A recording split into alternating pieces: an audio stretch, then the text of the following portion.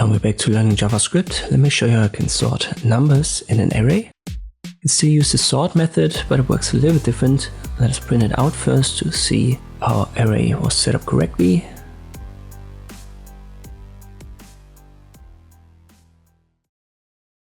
Here it is, numbers 17 to 3 unordered.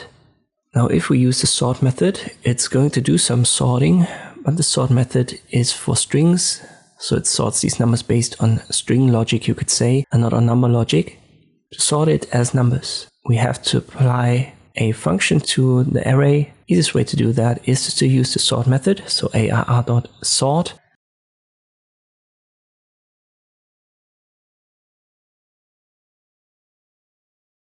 And inside of the brackets we use function a, b for two parameters, as we want to compare two numbers.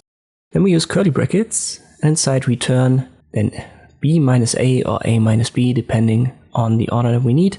B minus a will be biggest to smallest. You can see that here 82 is now first, and 65, and in the end 5 and 3. If I reverse it, a minus b, it will start with the lowest,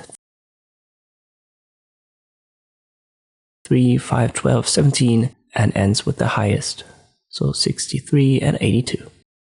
A and b, as I've said, are the two numbers that are compared, and by returning then a minus b or b minus a, we'll get this order, and it is printed out because I used the document.write for the ARR after we've applied this sorting via the function. And this is how I can sort numbers in arrays using JavaScript. I hope this video was helpful, thank you for watching, and I'll see you next time.